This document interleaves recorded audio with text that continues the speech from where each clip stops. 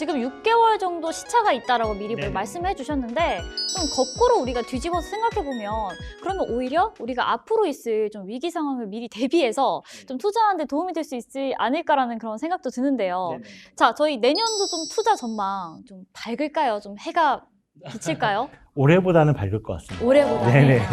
올해는 좀 먹구름이었다면 네, 이제 내년에는 해가 뭐 약간 빼꼼? 구름 사이로 해가 구름사를 약간 해가 뺐고 비치는. 네. 저희 주변에 진짜 주식을 안 하는 사람이 없는데 그러면은 주식 투자를 이용해서도 좀 돈을 좀 벌 수 있을까요? 보통 이제 경기보다 네. 한 6개월 정도 선행한다고 그랬잖아요. 네. 그러면 내년에 하반기가 가장 힘들 것 같거든요. 경기가. 그러면 그때부터 6개월 전이면 내년 상반기 뭐 말이나 뭐 여름 정도?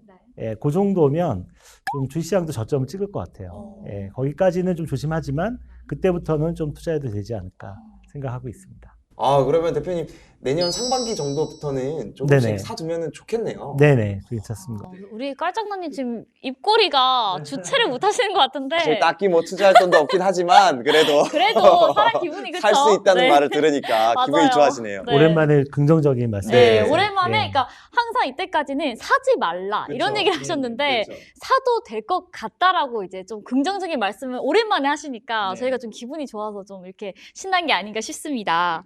자, 그럼 저희가 이렇게 지금 주식 이렇게 여쭤봤었는데 네네. 부동산은 네.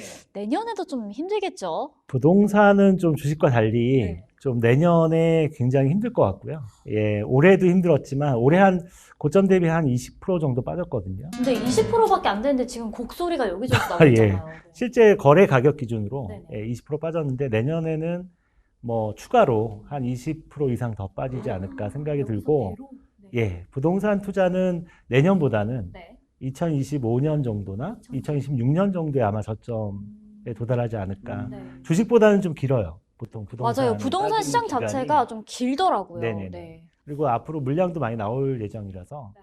아마 2025년이나 6년까지 빠지면 그때가 저점이지 않을까.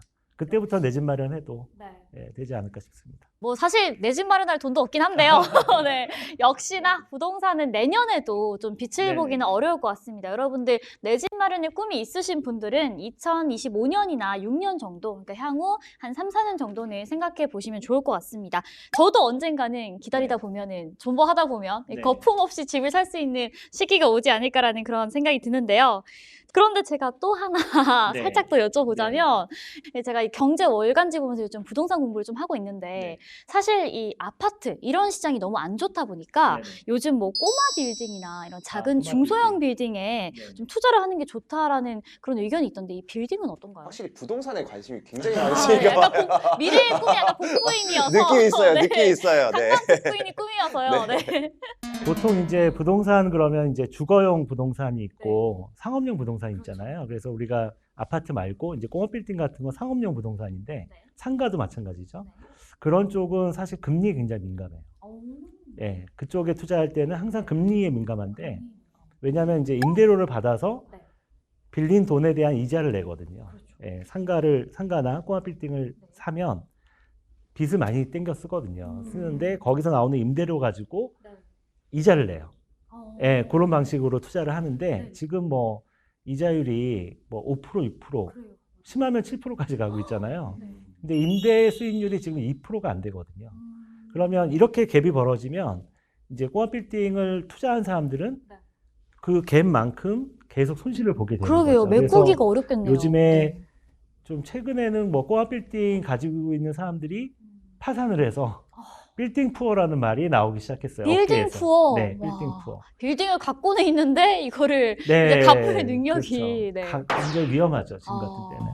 네. 그러면 이렇게 뭐 이렇게 빌딩 뭐 경매도 좀 많이 나오고 이런가요? 네, 지금 경매가 뭐 주택도 나오고 있지만 네. 뭐 상가라든가 뭐 꼬마 빌딩이나 이쪽도 경매가 지금 나오기 시작한 것 같아요.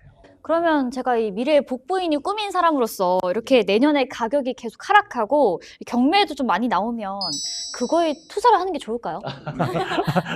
뭐 만약에 꼬마 빌딩에 투자할 능력이 있으시다면 네네. 금리가 좀 많이 낮아졌을 때 하시는 게 좋지 않을까.